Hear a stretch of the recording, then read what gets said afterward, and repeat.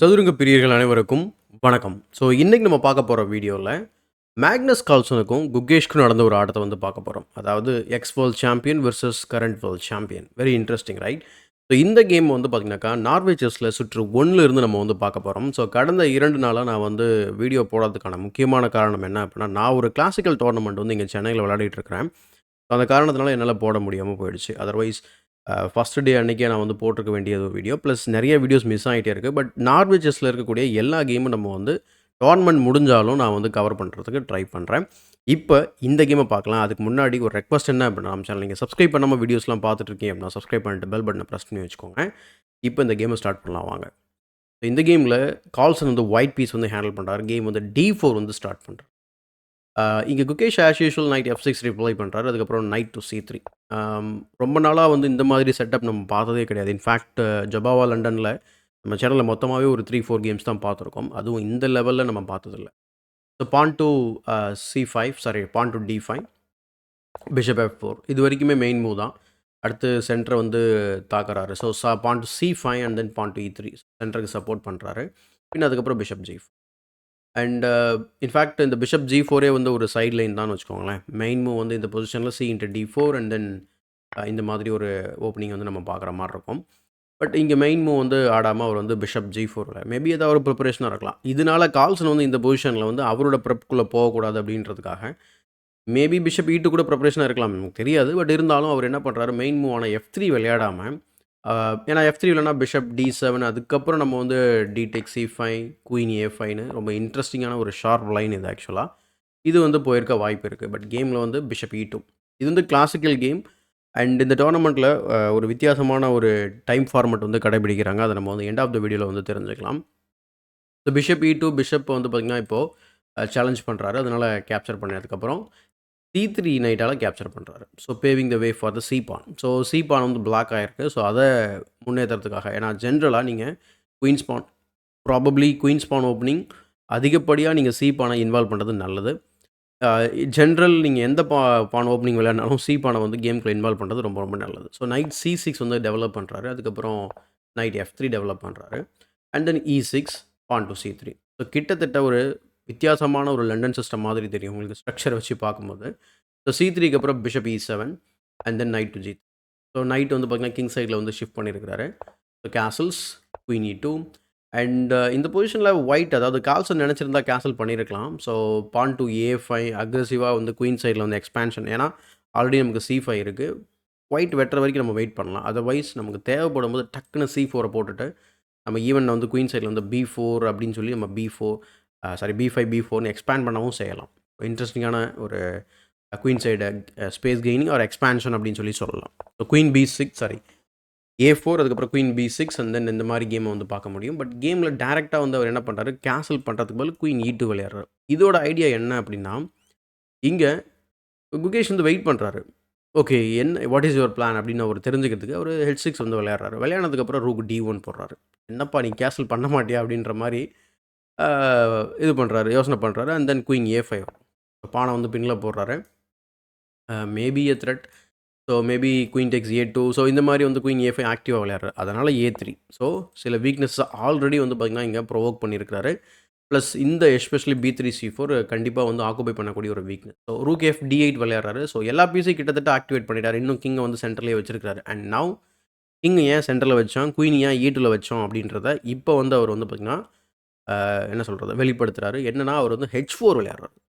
So what is the point அப்படின்னு கேட்டிங்கன்னா, அவர் வந்து இங்கே H4 மூலிமா கிங் சைடை வந்து ஓப்பன் அப் பண்ணி அட்டாக் பண்ண ட்ரை பண்ணுறாரு. அண்ட் இந்த பொசிஷனில் வந்து அவர் H4க்கு அப்புறம் குயின் A4 விளையாடுறாரு. What is the plan again கேட்டிங்கனாக்கா, சப்போஸ் இந்த பொசிஷனில் குயினும் suppose imagine bishop on C5. So எக்ஸாம்பிளுக்கு இந்த இடத்துல சரி ஓகே, நம்ம வந்து ஒரு மூவ் வச்சு காமிச்சோம் அப்படின்னா உங்களுக்கு புரியும். ஸோ ரூக் A C8 அதுக்கப்புறம் நம்ம கேப்சர் பண்ணணும்னு வச்சுக்கோங்களேன்.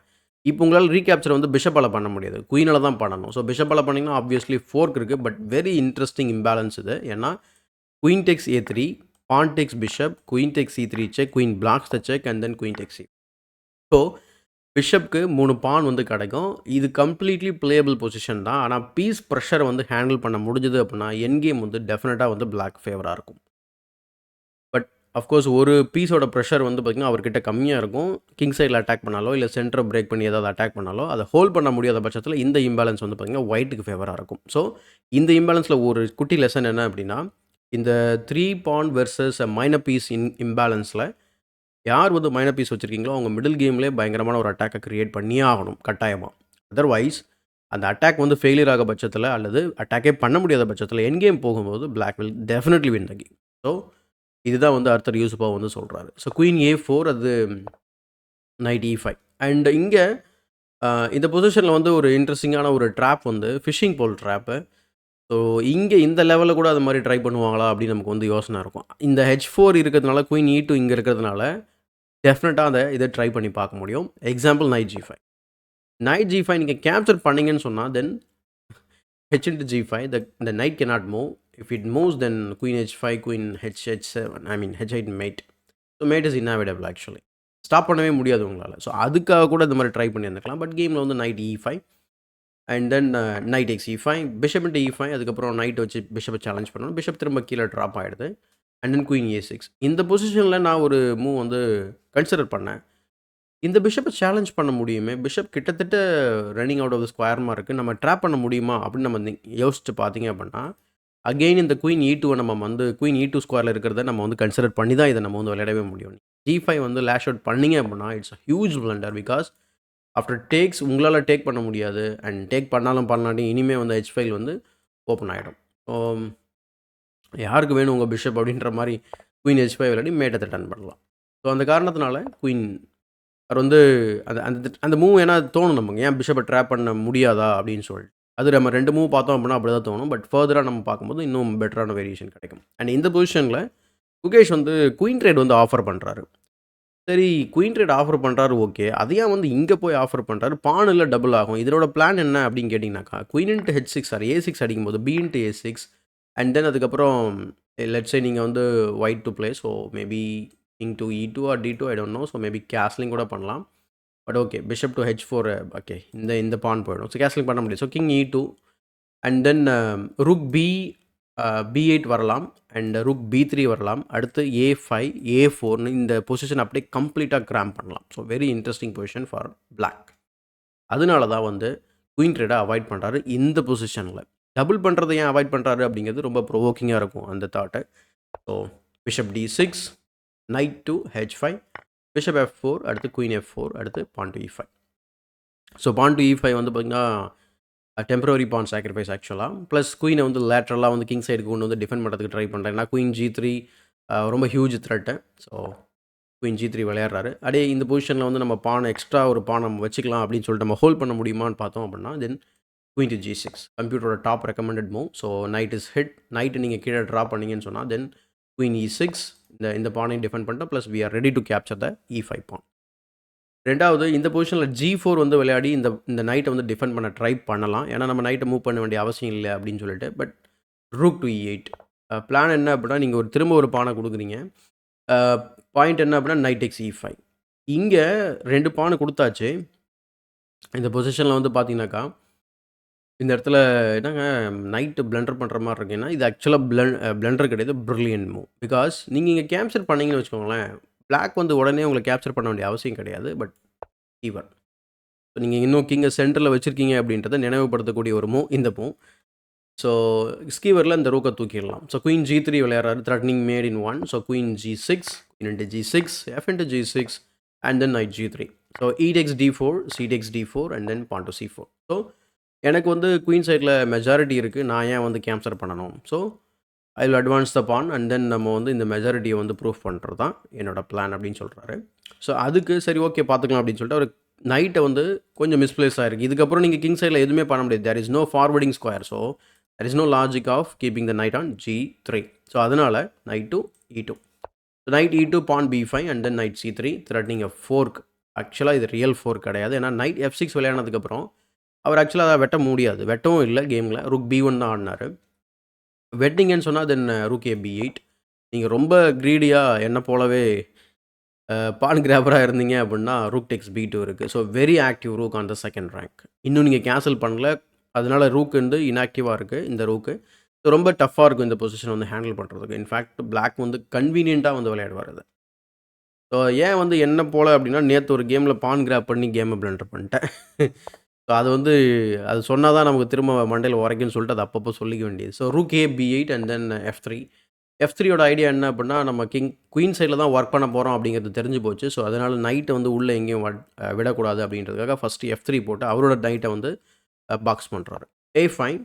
ஸோ இங்கே பிளான் என்ன அப்படின்னா, A5 B4ன்னு வரப்போகிறாரு. அதை தடுக்கிறதுக்காக தான் ரூக்கை வந்து B1ல் போட்டார். இங்கே என்னமோ போய் நைட் டு B5 வெட்டிட்டு நம்ம ரூக் டிக்ஸ் B2 வந்து வரக்கூடாதுன்றதுக்காக கிடையாது. பட் இவர் B4 விளையாடுறதுக்காக தான் இந்த plan. Very interesting plan by Magnus. So C into B3, அதுக்கப்புறம் rook into B3. So Gukesh வந்து பான் டு B4. ஏன்னா இந்த பான் வந்து பார்த்திங்கன்னா ஒரு பெரிய லயபிலிட்டி. அதனால் அதை வந்து புஷ் பண்ணுறாரு. புஷ் பண்ணதுக்கப்புறம் ரூக்கால் வெட்டுறாரு. அதுக்கப்புறம் இங்கே ரூக்கை வந்து பார்த்திங்கன்னா ட்ரேட் பண்ண முடியாது. ஸோ ட்ரேட் பண்ணும்போது என்ன ஆகும் அப்படின்னா, ஐ திங்க் இந்த பான் ஸ்டாப் பண்ண முடியும். பட் இருந்தாலும் அந்த மாதிரி ஒரு ரிஸ்க் எடுக்க வேணாம். Night A4 and in fact night A4 இங்கே விளையாடவே முடியாது. ஏன்னா பியூட்டிஃபுல்லான ஸ்கொயர் இருக்குது C5ல போகிறதுக்கு. Night A4 again and again வந்து பார்த்திங்கன்னா உங்கள் கிங்கு சென்டரில் இருக்குது. So Sciver rook A8 and then இந்த மாதிரி. ஈவன் நீங்கள் வந்து இப்போ ரூக் A8க்கு நீங்கள் ஒரு ஆப்ஷன் நீங்கள் திங்க் பண்ணியிருப்பீங்க. என்னென்னா நைட் B2. செக்கு கொடுக்கும்போது நான் தாங்க பிளாக் பண்ணிப்பேன் அப்படின்னு நீங்கள் நினச்சிங்கன்னா then pawn to B3. So pawn to B3க்கு இப்போ என்ன பண்ண போகிறீங்க? கேன்சல் பண்ண போகிறீங்களா? சரி, ஓகே. இது கேன்சல் பண்ணீங்கன்னு சொன்னால் then rook to A2 pawn to B2 is unstoppable. So still black is winning this game. So அதனால தான் வந்து பார்த்திங்கன்னா இந்த இதை வந்து இந்த மாதிரி இந்த லைனில் விளையாட முடியாது. ரூக் A3 போகிறாரு, அந்த பானை வந்து அட்டாக் பண்ணுறாரு. Rook E3 counter attack king E2 sorry king to D2 finally and then rook B2 check king to D3. G பானுக்கு அவர் ஏ பானை கொடுத்துட்றாரு. பாஸ் பான் தான் அது, பட் இருந்தாலும் கொடுத்துட்றாரு. அதுக்கப்புறம் எஃப் பானை வந்து டார்கெட் பண்ணுறாரு குகேஷ், அதை டிஃபெண்ட் பண்ணுறாரு. So pawn to G5, H into G5, அடுத்து ரூக் இன்ட்டு G5. இப்போ இதில் என்ன ஆகுது அப்படின்னா, உங்களுக்கு ரூக் இன்ட்டு G5க்கு அப்புறம் இந்த பானுக்கு வந்து பார்த்திங்கன்னா பாதுகாப்பு கொடுத்துட்றாரு. ரெண்டாவது ஹெச் பான் வந்து பாஸ் பானாக வந்து உருவாக்கியிருக்கிறார். Rook F A1 pawn to H5. So H pawn pass pawn அதை நம்ம வந்து ரன் பண்ணணும். ஸோ ரூக் A8 ஃபஸ்ட்டு ஒரு பேர் ஆஃப் ரூக்கை வந்து ட்ரேட் பண்ணுறாரு. பண்ணினதுக்கப்புறம் king H7. So E4 D into E4, அடுத்து F இன்ட்டு E4. ஸோ சென்டரில் 2 பாஸ் பான் வச்சுருக்கார் கால்சன். ஸோ யார் முதல்ல குயின் பண்ண போகிறாங்க அப்படிங்கிறது தான் இப்போது கேள்வி. So H4 E5 H3 what அப்படின்னு உங்களுக்கு தோணிருக்கும். இப்போ ஏன் அப்படின்னா நைட்டை சாக்ரிஃபைஸ் பண்ணுறாரு. இந்த பொசிஷனில் வந்து அவர் ஒரு இம்பேலன்ஸ்டு பொசிஷன் க்ரியேட் பண்ணி விளையாடணும்னு நினைக்கிறது ஓகே தான். பட் என்னென்னா இந்த மாதிரியான ரிஸ்கி பொசிஷனில் டைமும் ரொம்ப கம்மியாக இருக்குது. ஏற்கனவே சொன்ன மாதிரி இது ஒரு வித்தியாசமான ஒரு டைம் ஃபார்மட். 2 மணி நேரத்துக்கு உங்களுக்கு வந்து பார்த்திங்கன்னா இப்போ தான் நம்ம வந்து move number I think go back இங்கே மூவ் நம்பர் 40 ரீச் பண்ணிட்டாங்க இந்த கேப்சர் நடந்தபோது எஃப் இன்ட்டு E4க்கு அப்புறம். அதனால் உங்களுக்கு எக்ஸ்ட்ரா டைம் வந்து இதில் எதுவும் ஆட் பண்ண போகிறது கிடையாது. ஏன்னா 2 மணி நேரம் ஸ்ட்ரைட்டாக வந்து பார்த்திங்கன்னா 2 மணி நேரத்துக்கு நோ இன்க்ரிமெண்ட்டு. அதுக்கப்புறம் இன்க்ரிமெண்ட் எவ்வளோடான்னு கேட்டால் 10 செகண்ட் இன்க்ரிமெண்ட்டு. ஸோ நல்ல ஸ்ட்ராங் பிளேயர்ஸ்க்கெலாம் வந்து பார்த்திங்கன்னா இது ஒரு பெரிய பிரச்சனையாக இருக்கும். ஸோ அந்த மாதிரி தான் இந்த கேம் நடக்க போகுது. ஸோ H4R நடந்திருக்கு. ஸோ E5 அண்ட் அதனால தான் நான் சொல்கிறேன் இந்த பொசிஷனில் அவர் வந்து இந்த மாதிரி ரிஸ்க் எடுக்கிறதுக்கு போது நைட்டை மூவ் பண்ணிவிட்டு அதே திரும்ப வந்து அவர் கன்டினியூ பண்ணியிருந்திருக்கலாம். ஏன்னா நிறைய ஆப்ஷன்ஸ் இருந்திருக்கும். மேபி அவர் பொசிஷனை வந்து பார்த்திங்கன்னா பெட்டராக பார்த்துருந்துருக்கலாம். இதுலேயே நமக்கு வந்து ஈக்குவலைட்டி இருக்கும் அப்படின்னு சொல்லிட்டு. So into F6. So night sacrifice H2 on F7. Then rook G3 check வைக்கிறாரு அண்ட் தென் குயின் எடுக்கிறாரு. ஸோ லைக் செக்கு அடுத்து செக்மேட். ஸோ இந்த மாதிரி ஒரு த்ரெட்டை வந்து கிரியேட் பண்ண ட்ரை பண்ணுறாரு. அவரும் குயின் எடுத்து பிளாக் பண்ணுறதுக்கு தயாராகிறார். நைட் E2 இருக்குது ஆக்சுவலாக. So F8 queens and then queen H6 blunders. ஏன் பிளண்டர் அப்படின்னா இந்த பொசிஷனில் ஒன்லி மூவ் நீங்கள் 23 செகண்ட் வச்சு எப்படிங்க கண்டுபிடிக்க முடியும்? யாராவனா இருந்தாலும் கண்டுபிடிக்கிறது ரொம்ப ரொம்ப கஷ்டம். Maybe accept Magnus. ஏன் அப்படின்னா அவர் வந்து இதில் சில ரெண்டு மூவ் கிட்ட ஒன்லி மூவ் வந்து கண்டுபிடிப்பார் with less then 1 second or 1 minute. So queen H6 check வந்து பிளண்டரு. அப்போ சரியான மூவ் எதுனா ரூக் G2 செக்கு. கிங் வந்து மேலே தான் போயாகணும். அதுக்கப்புறம் குயின் H3 செக் வைக்கலாம். Or rook G3 check is the correct move. திரும்ப கிங் வந்து பார்த்திங்கனாக்கா மேலே போக முடியாது. ஏன்னா குயின் C6 செக் இருக்குது. அதுக்கப்புறம் பிளாக் இஸ் வின்னிங் ஆக்சுவலி. அதனால் கிங் வந்து திரும்ப C2 D2 தான் ட்ராப் ஆகணும். ஸோ C2 போனீங்கன்னு சொன்னால் தென் அகெயின் குயின் G2 செக்கு. ஸோ இந்த மாதிரி நம்ம பர்பச்சுவல் இருக்குதுன்னு வச்சுக்கோங்களேன். நீங்கள் எங்கே போனாலும் செக் இருக்குது. நீங்கள் அதை ஒர்க் பண்ணி பார்க்கலாம். பட் இதில் இன்னொரு ஆப்ஷன் கூட இருக்குது. இந்த பொசிஷனில் வந்து செக் வைக்கும்போது நைட்டை வச்சு பிளாக் பண்ண முடியுமாங்க? ஃபஸ்ட்டு செக்குக்கு நைட் E2 வச்சு பிளாக் பண்ண முடியும்னா, இப்போ தான் நீங்கள் குயின் H6 செக் கொடுக்க முடியும். இதுக்கப்புறம் நீங்கள் எந்த மூவ் பண்ணாலும் உங்களுக்கு பர்பச்சுவல் டெஃபினட்டாக இருக்குது. இந்த 2 மூவ் தவிர ஒயிட் வேறு எந்த மூவ் பண்ணாலும் white will lose the game. So அந்த காரணத்தினால இந்த குயின் H6 வந்து பார்த்திங்கன்னா பெரிய பிளண்டரு. என்னன்னா, இதிலிருந்து இந்த பொசிஷனில் இருந்து ஒயிட்னால இந்த பர்பச்சுவல் செக்கை வந்து எஸ்கேப் பண்ண முடியும். ஸோ அதனால தான் இது blunder. King C2, queen G6 check, king B2, queen B6 check. இங்கே வந்து நான் ஒன்லி மூவ்ஸை பற்றி நான் சொல்கிறதா சொல்லியிருந்தேன். கால்சன் இருக்கக்கூடிய ஒன்லி மூவ் கிங் C2. ஓகேங்களா? அவரோட டைம் வந்து பார்த்திங்கன்னா கிட்டத்தட்ட ஒரு நிமிஷத்துக்கு மேலே தான் இருக்குது. பட் இருந்தாலும் ஒன்லி மூவ் அந்த இடத்துல கண்டுபிடிக்கிறது கொஞ்சம் டஃப்பான விஷயம் தான். குயின் G6 செக் கொடுக்கும்போதும் ஒன்லி மூவ் கிங் B2. அடுத்து குயின் B6 செக் கொடுக்குறாரு. அதுக்கப்புறம் கிங் A2. இதில் சில ஆப்ஷன்ஸ் இருக்குது. அதில் ஒன் ஆஃப் த ஆப்ஷன்ஸ் வந்து சூஸ் பண்ணுறாரு. அடுத்து ரூக் G2 செக்குக்கு only option king A3 check, queen B2 check. So இதுக்கப்புறம் மேட்டை தடுக்கவே முடியாது அப்படிங்கிற மாதிரி என்ஜின் சொல்லுது. ஏன்னா அவர் என்ன பண்ணுறாரு அப்படின்னா, இங்கே வந்து ஃபாலோவுக்கு பெருசாக செக் இல்லை உங்களுக்கு. மேபி குயின் A1 செக் விளையாடலாம். And then king B4, queen B2 check, king C4 and I think அதுக்கப்புறம் செக் இல்லைன்னு நினைக்கிறாமா. It's no check. அதனால் என்ன பண்ணுறாரு அப்படின்னா, குயினில் C3 விளையாடுறாரு. Queen H8 check. இதுலேருந்து வந்து பார்த்திங்கன்னா கால்சன் வந்து அகெயின் அவரும் ஒன்லி மூவ் வந்து ஃபாலோ பண்ண ஆரம்பிப்பார். திரும்பவும் அஸ் அ ஒயிட்டாகவும் சரி, அட்டாக் பண்ணும்போதும் சரி, டிஃபெண்ட் பண்ணும்போதும் சரி, ஒன்லி மூவ்ஸ் கண்டுபிடிச்சா இங்கே ஒர்க் ஆகும். ஸோ ரூக் A6 செக்கு. அடுத்ததாக வந்து பார்த்திங்கன்னா இந்த இடத்துல queen F8 check is the only move again. Then rook E6 check is the again only move. So இங்கெல்லாம் பார்த்தீங்கன்னா ஒரு 10-15 செகண்ட்ஸ் தான் அவருக்கும் இருக்குது. 15 செகண்ட்ஸ் இருக்குது ஆக்சுவலாக. So rook E6 check. But இந்த பொசிஷனில் குகேஷ் வந்து ரிசைன் பண்ணிடுறாரு. ஸோ நம்ம வந்து இந்த கிங்குக்கான 3 ஆப்ஷன் நம்ம வந்து எக்ஸ்ப்ளோர் பண்ணோம். கிங் D3 போனீங்கன்னா குயின் செக்கு, ரூக்கால் ஸ்கேவர் பண்ணலாம். இங்கே வேறு ஆப்ஷனும் கிடையாது. நீங்கள் வேறு சப்போஸ் கிங் C2 போனீங்கன்னா then queen take G2, rook falls. அப்போது இன்னொரு ஆப்ஷன் என்ன அப்படின்னா மேலே போகிறது அதே லைட் ஸ்கொயரில் திரும்ப செக்கு, கிங் C4 அண்ட் தென் இந்த முறை நம்ம வந்து செக்மேட்டே பண்ணிடலாம். Queen to B5 check, king takes D4 and then queen to D7 check, king to C5 and then rook to C6 check. இது ஒரு ஆப்ஷன். இது இல்லாமல் இந்த பானை கேப்சர் பண்ணுறது. இந்த பானை கேப்சர் பண்ணிங்கன்னு சொன்னால் then queen to D6 check and then குயினால் பிளாக் பண்ணணும். அதுக்கப்புறம் குயினை வச்சு குயினை கேப்சர் பண்ணி செக்மேட். ஸோ இந்த காரணத்தினால தான் இந்த பொசிஷனில் 55வது முறை ரூக் E6 செக் வச்ச உடனே வந்து பார்த்தீங்கன்னாக்கா குகேஷ் வந்து ரிசைன் பண்ணிடுறாரு. So very interesting game. ஃப்ளாலெஸ்ஸாக விளையாடிட்டு வந்து கடைசியில் டைம் ப்ரெஷரில் இந்த மாதிரி பிளண்டர் பண்ணுறது நம்மளால் வந்து ஏற்றுக்கிறது ரொம்ப கஷ்டமாக இருக்கும். But that's how chess works. வேறு வழி இல்லை. ஸோ விஷயம் என்ன அப்படின்னா சூப்பராக ஆடிருக்கார் குகேஷ். ஸோ ரொம்ப அதாவது அந்த குவாலிட்டி ஆஃப் கேம் வந்து எப்பவும் போல் சூப்பராக இருக்குது. வேறு எந்த இதுவும் நம்ம சொல்கிறதுக்கு இல்லை. அது அந்த டைம் ப்ரெஷரில் அந்த ஒரு மூவ் வந்து விட்டுறாரு. அதனால் கேம் வந்து போச்சு.